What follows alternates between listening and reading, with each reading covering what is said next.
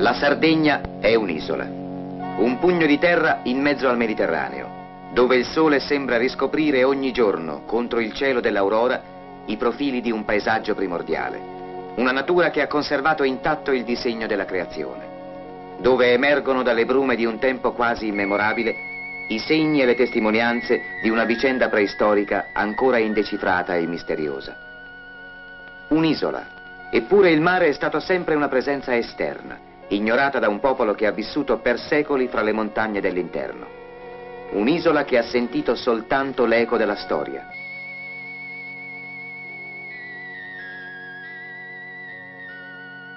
Ma se dalle coste, dove la bellezza e lo splendore del mare offrono a chi viene il più immediato richiamo, ci avviamo verso l'interno dell'isola, scopriremo subito la verità dell'affermazione di un geografo francese. In Sardegna c'è la montagna. È essa che è responsabile, quanto se non più del mare, dell'isolamento delle popolazioni. Il destino delle isole è la solitudine. La loro stessa posizione geografica ha come prima conseguenza quella di respingere i segni della loro esistenza verso le zone impervie e isolate dell'interno, dove solo di rado approda l'idea che al di là delle distese dei boschi e della lontana linea del mare ci sono altre terre, altre realtà.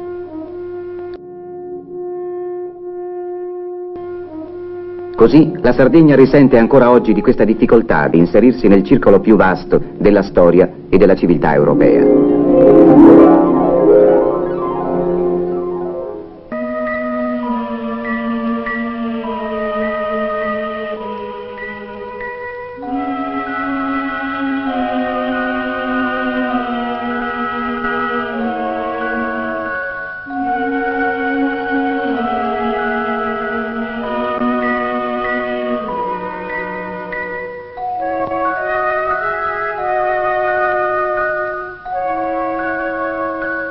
Lungo le coste i grandi graniti sembrano resti di una immane rivoluzione geologica. Solo loro hanno la dignità, la forza, l'autenticità della natura appena creata, la stessa purezza intatta del mare.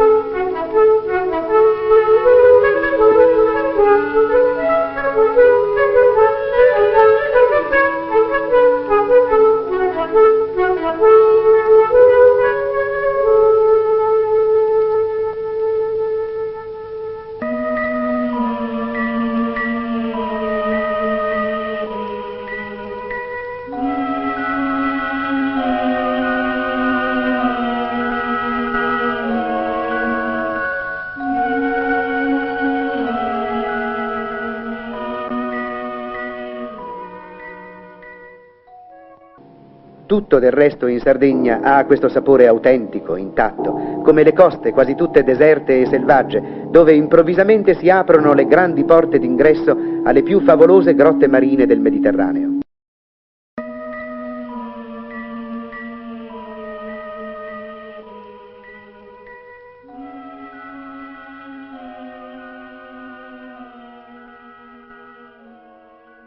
Fu soprattutto nel Medioevo che i sardi abbandonarono il mare, minacciati dai pirati saraceni e dal più terribile flagello che l'isola abbia conosciuto, la malaria, debellata soltanto da 15 anni e ora definitivamente cancellata. Così i sardi risalirono verso il cuore dell'isola, là dove già avevano abitato i loro antenati 2000-1000 anni prima di Cristo, costruendo le grandi torri di pietra, i nuraghi, che restano ancora oggi come una testimonianza misteriosa di una civiltà che pure ebbe il suo compiuto svolgimento e nella quale per la prima volta la vita isolana conobbe le sue forme autonome di organizzazione e di cultura. Fu questo il primo segno della presenza dei sardi nella storia mediterranea, una civiltà che l'incontro col cristianesimo ha arricchito di valori e di spiritualità. Così, da quella fusione, sono nati i fondamentali caratteri del popolo sardo, che ha preso dalla Chiesa una vigorosa religione della vita e dai nuraghi il senso austero del suo isolamento.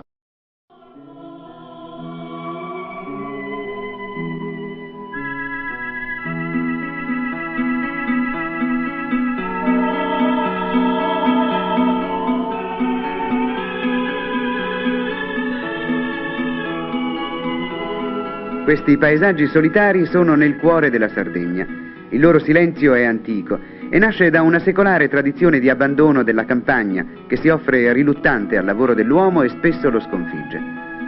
Questa, del resto, è soltanto una zona limitata dell'isola, dove l'economia è ancora tutta puntata sulla pastorizia.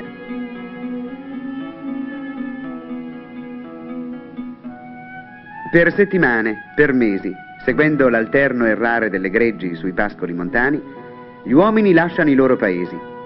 Così l'uomo può lasciare il paese per tanto tempo da dedicare alle cure del gregge e della mandria e tornarvi quando il suo lavoro finisce, quando i cicli grandi e piccoli della sua fatica toccano il momento di una pausa provvisoria, di un riposo meritato.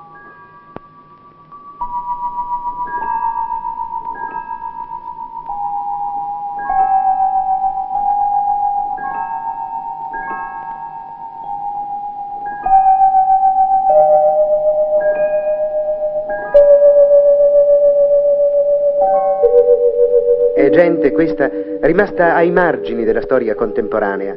I suoi gesti sono antichi, autentici, con una inconsapevole gentilezza. E in questo ritmo lento ma preciso il mondo dei pastori matura il suo destino. Ma se la guardiamo nel giro senza tempo delle opere e delle stagioni, questa esistenza perde il suo colore di idillio e ci appare come una vicenda fissa, cristallizzata come il paesaggio, quasi la traduzione geologica d'una storia senza cambiamenti, senza svolte.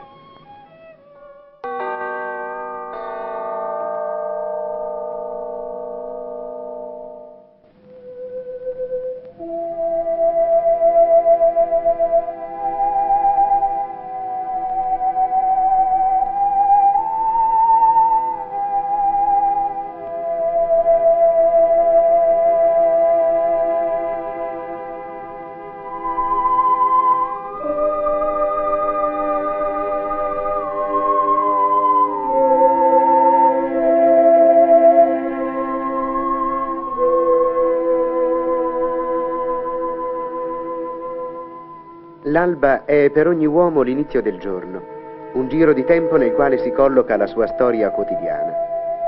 Ma il tempo oggi ha cadenze diverse da regione a regione e in nessun luogo forse scorre con la lentezza con cui passa in certi paesini di montagna. Ce ne sono molti come questo in tutto il mezzogiorno d'Italia. Qui siamo proprio al centro della Sardegna, in una zona tradizionalmente legata ai ritmi più arcaici della vita e del lavoro.